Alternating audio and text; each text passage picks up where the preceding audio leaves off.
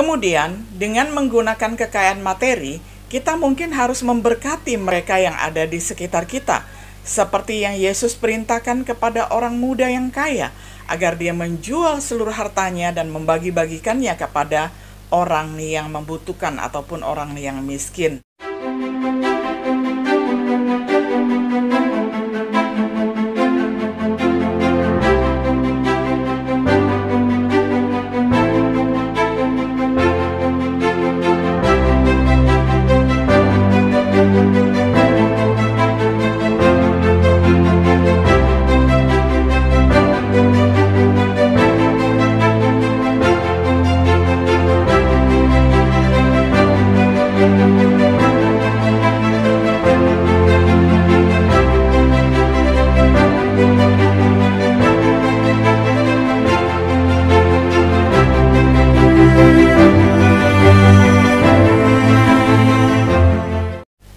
Shalom, sahabat setia yang dikasihi oleh Tuhan. Sungguh senang kita dapat berjumpa kembali di dalam acara Renungan Sahabat Setia. Pada hari ini kita tiba pada episode yang ke-28 di dalam serial pembahasan kitab Matius dengan tema Mengatasi Mamon. Kita akan baca nats firman Tuhan dari kitab Matius 6 ayat 19 sampai 24. Saya bacakan untuk kita semuanya. Janganlah kamu mengumpulkan harta di bumi ngengat dan karat merusakannya, dan pencuri membongkar serta mencurinya. Tetapi kumpulkanlah bagimu harta di surga ngengat dan karat tidak merusakannya, dan pencuri tidak membongkar serta mencurinya. Karena di mana hartamu berada, di situ juga hatimu berada. Mata adalah pelita tubuh. Jika matamu baik, teranglah seluruh tubuhmu. Jika matamu jahat, gelaplah seluruh tubuhmu. Jadi, jika terang yang ada padamu gelap, betapa gelapnya kegelapan itu. Tak seorang pun dapat mengabdi kepada dua tuan, karena jika demikian, ia akan membenci yang seorang dan mengasihi yang lain. Atau ia akan setia kepada yang seorang dan tidak mengindahkan yang lain. Karena kamu tidak dapat mengabdi kepada Allah dan kepada Mamon. Sampai sedemikian jauh pembacaan firman Tuhan dari Matius 6 ayat 19 hingga ayat yang ke-24. Sobat setia yang terkasih, saat menulis kepada Timotius, Paulus menjelaskan bahaya menjadi kaya. Keinginan untuk menjadi kaya dipenuhi dengan godaan yang menghancurkan banyak orang.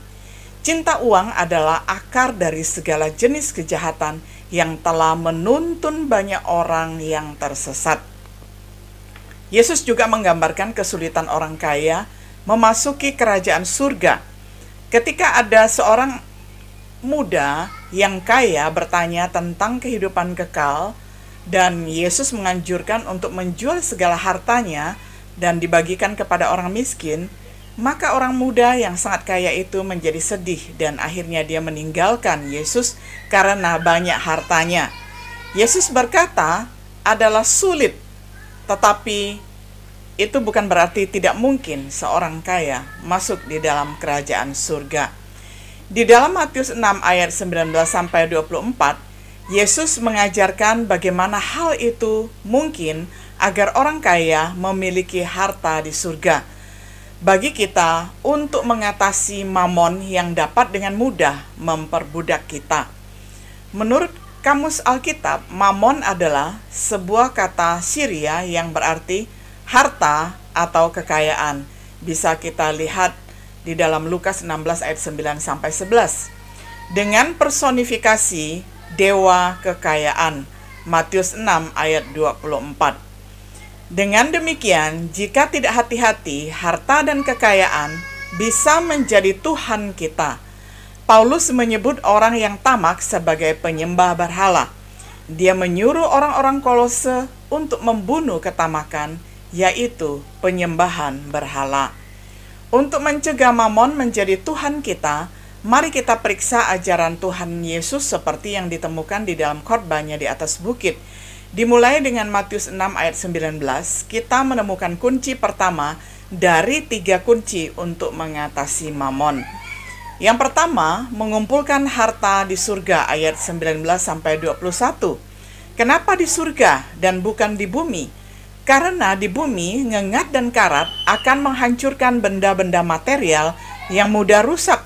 Pencuri dapat masuk ke rumah dan mencuri harta-harta materi kita. Kalau kita mengumpulkan harta di surga, harta kita abadi di surga.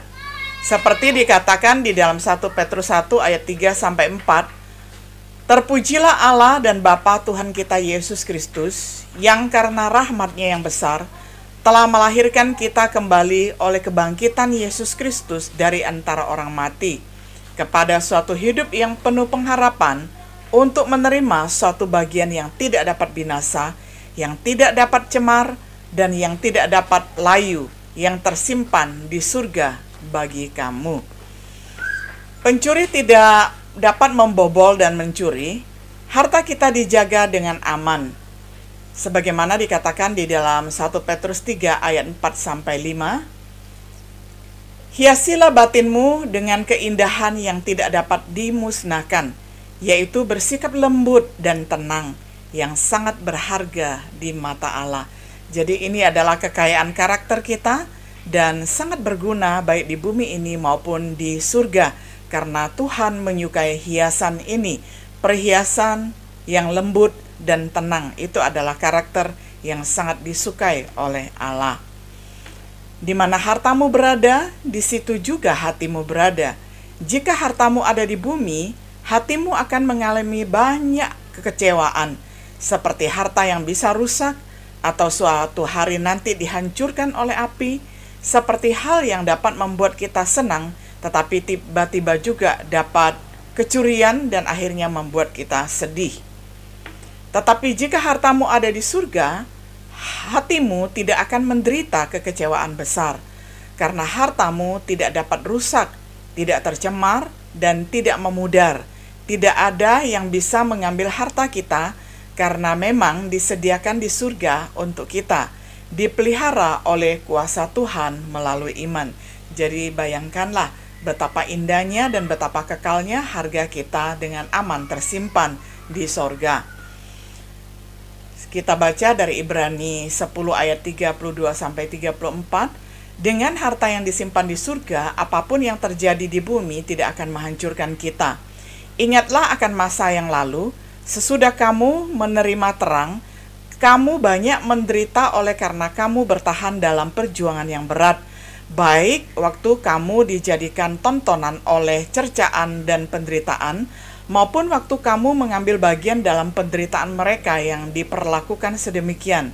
Memang kamu telah turut mengambil bagian dalam penderitaan orang-orang hukuman, dan ketika harta kamu dirampas, kamu menerima hal itu dengan sukacita, sebab kamu tahu bahwa kamu memiliki harta yang lebih baik dan yang lebih menetap sifatnya. Nah, ini adalah kesaksian orang-orang Ibrani ya, bagaimana ketika harta mereka yang ada di dunia dirampas, mereka tidak bersedih hati, tetapi menerimanya dengan sukacita dan membiarkan itu terjadi dengan sukarela, karena mereka mempunyai pengharapan dan mempunyai keyakinan bahwa harta mereka di surga akan tinggal menetap. Ketika kata-kata Yesus ini masuk ke dalam hati dan diterapkan, betapa kata-katanya di dalam Matius 7 ayat 24-27 akan terjadi, bahwa badai kehidupan apapun yang bakal terjadi di dalam kehidupan kita tidak akan melanda kita, karena kita telah membangun fondasi kita di atas dasar firman Tuhan yang kita temukan di dalam teks ini.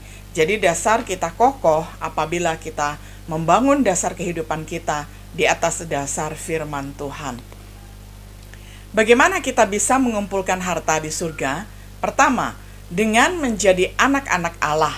Dengan demikian, kita menjadi ahli waris bersama dengan Kristus dan penerima setiap berkat rohani. Terpujilah Allah dan Bapa Tuhan kita Yesus Kristus, yang dalam Kristus telah mengaruniakan kepada kita segala berkat rohani di dalam surga. Efesus 1 ayat 3.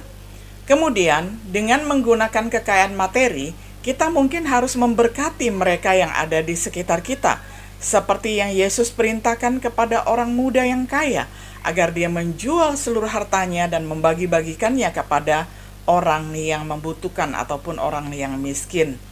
seperti yang Dia perintahkan kepada para murid-muridnya untuk memiliki harta di surga yang tidak rusak. Juallah segala milikmu dan berikanlah sedekah. Buatlah bagimu pundi-pundi yang tidak dapat menjadi tua, suatu harta di surga yang tidak akan habis, yang tidak dapat didekati pencuri, dan yang tidak dirusakkan ngengat. Karena di mana hartamu berada, di situ juga hatimu berada. Lukas 12 ayat 33 sampai 34. Seperti Paulus menulis kepada Timotius untuk memperingatkan orang kaya saat ini, peringatkanlah kepada orang-orang kaya di dunia ini agar mereka jangan tinggi hati dan jangan berharap pada sesuatu yang tak tentu seperti kekayaan, melainkan pada Allah yang dalam kekayaannya memberikan kepada kita segala sesuatu untuk dinikmati. Timotius 6 ayat 17 sampai 19. Melalui kemurahan hati seperti ini, kita berada di jalan yang benar untuk mengatasi mamon. Pada saat yang sama, kita perlu mengamati kunci yang kedua. Jaga mata baik-baik, ayat 22-23. Metafora yang digunakan oleh Yesus adalah tubuh mewakili jiwa atau manusia batiniah. Mata kemungkinan besar mewakili pandangan jiwa atau hati manusia. Kata baik dalam bahasa Yunani berarti sederhana, tunggal, tidak rumit. Kata buruk dalam bahasa Yunani berarti jahat dan buruk. Dan dalam Alkitab, ungkapan mata jahat digunakan untuk melukiskan tentang orang yang iri hati dan tamak. Penjelasan berdasarkan definisi ini, jika hati atau tatapan jiwa menjadi baik ataupun tunggal, tidak ribet, tidak neko-neko, di dalam cintanya kepada Tuhan dan hal-hal tentang Tuhan, maka orang itu seluruh tubuhnya dan juga seluruh tubuh batinianya akan diisi dengan terang ataupun cahaya dari Tuhan. Dengan kata lain, akan ada kebaikan, kebenaran di dalam hati dan di dalam kehidupan orang-orang yang baik ataupun orang-orang yang terang. Memang dahulu kamu adalah kegelapan, tetapi sekarang kamu adalah terang di dalam Tuhan. Sebab itu hiduplah sebagai anak-anak terang, karena terang hanya berbuahkan kebaikan dan keadilan dan kebenaran, dan ujilah apa yang berkenan kepada Tuhan. Efesus 5 ayat 8-10. Tetapi jika hati atau tatapan jiwa menjadi jahat, penuh iri hati, ketamakan, kemudian jiwa seseorang dipenuhi dengan kegelapan, kebalikan dari terang adalah orang itu menjadi penuh dengan keegoisan, kejahatan, dan dusta. Itulah anak-anak kegelapan. Kebutuhan akan peringatan. Untuk menjaga apa yang terlihat di mata, yaitu apa yang kita biarkan mata kita pikirkan, atau apa yang mata kita inginkan, ingat, ada yang namanya keinginan mata, yaitu materialisme. Menjadi kaya di dalam Tuhan, bebas dari ketamakan, Lukas 12 ayat 13-21. Perhatikan peringatan Yesus, katanya lagi kepada mereka, berjaga-jagalah dan waspadalah terhadap segala ketamakan, sebab walaupun seorang berlimpah-limpah hartanya, hidupnya tidaklah tergantung pada kekayaannya itu. Lukas 12 ayat 15. Juga kesimpulannya, demikianlah jadinya dengan orang yang mengumpulkan harta bagi dirinya sendiri, jikalau ia tidak kaya di hadapan Allah. Lukas 12 ayat 21. Kunci ketiga dan terakhir untuk mengatasi mamon adalah yang paling penting dan akan membuatnya mustahil untuk melayani mamon. Yang ketiga, menjadikan Tuhan sebagai Tuan. Tidak ada yang bisa melayani dua Tuan. Seorang Tuan menuntut loyalitas total, dan memang demikian. Kita tidak dapat menyenangkan dua Tuan pada saat yang bersamaan. Hal itu memang benar dengan Allah. Sebab janganlah engkau sujud menyembah kepada Allah lain, karena Tuhan yang namanya cemburuan adalah Allah yang cemburu. Keluaran 34 ayat 14. Mamon menuntut hal yang sama. Jadi kita tidak bisa menyembah Allah dan menyembah mamon dalam waktu yang bersamaan. Kita harus memilih. Kita harus memilih antara Tuhan dan mamon, Saat kekayaan didambakan dan menjadi prioritas dalam hidup kita, itu menjadi Tuhan. Karena ingatlah hal ini baik-baik, tidak ada orang sundal, orang cemar, atau orang serakah, artinya penyembah berhala, yang mendapat bagian di dalam kerajaan Kristus dan Allah. Efesus 5 ayat 5. Karena itu matikanlah dalam dirimu segala sesuatu yang duniawi, yaitu percabulan, kenajisan, hawa nafsu, nafsu jahat, dan juga keserakahan, yang sama dengan penyembahan berhala. Semuanya itu mendatangkan murka Allah atas orang-orang durhaka. Kolose 3 ayat 5. Jadi pilihan antara satu, ya, pilihan kita menjadi satu. Apakah kita akan menyembah satu Tuhan yang benar atau menjadi penyembah berhala yang mengikuti dewa palsu? Pilih untuk melayani Tuhan. Seperti yang kemudian Yesus katakan, carilah dahulu kerajaan Allah dan kebenarannya, maka semuanya akan ditambahkan kepadamu. Itu adalah janji firman Tuhan di dalam Matius 6 ayat 33. Lakukanlah ini dan Tuhan menjadi Tuhan kita. Karena kita tidak dapat melayani dua Tuhan, ini secara efektif menghilangkan Mamon sebagai Tuhan kita. Kesimpulan, ini adalah 3 kunci untuk mengatasi Mamon: menyimpan harta di surga dengan membantu orang lain, menjaga mata dengan baik-baik, menjaga apa yang kita izinkan untuk memengaruhi batin kita, menjadikan Tuhan sebagai Tuhan kita, dan kita tidak akan bisa melayani Tuhan yang lain. Mengapa berusaha menguasai Mamon dan melayani Tuhan sebagai gantinya? Karena Mamon rentan terhadap pembusukan dan pencurian, akan membuat kita buta dan manusia yang egois. Sedangkan dengan Tuhan, harta kita aman. Kita akan menjadi orang yang baik dan benar. Dengan mengatasi Mamon, kita juga akan menghindari jatuh ke dalam godaan dan jerat, jatuh ke dalam banyak nafsu yang bodoh dan berbahaya, menyimpang dari iman karena keserakahan, menyiksa diri kita sendiri dengan berbagai kesedihan. 1 Timotius 6 ayat 9-10. Tetapi yang paling penting, orang Kristen akan menimbun untuk diri mereka sendiri dasar yang baik untuk waktu yang akan datang, dan berpeganglah pada kehidupan yang kekal. Bukankah itu yang kita inginkan? Sobat setia yang dikasihi oleh Tuhan, kita sudah melihat ajaran Tuhan Yesus di atas bukit tentang mengatasi Mamon. Puji Tuhan kalau pada hari ini kita memilih Tuhan, kita mempunyai Allah yang sejati, dan kita menyembah Allah yang sejati, sehingga kita terlepas dari jerat Mamon dan kita dapat mengatasi Mamon. Karena kita tidak dapat mengabdi kepada dua Tuhan dalam waktu yang bersamaan. Adalah berbahagia dan bijaksana apabila kita memilih Tuhan sebagai penyembahan kita yang hidup dan sebagai pusat hidup kita. Selamat mengabdi kepada Tuhan yang hidup, yakni Tuhan Yesus, dan selamat menjadi saksinya. Kiranya Tuhan Yesus memberkati kita semuanya. Shalom.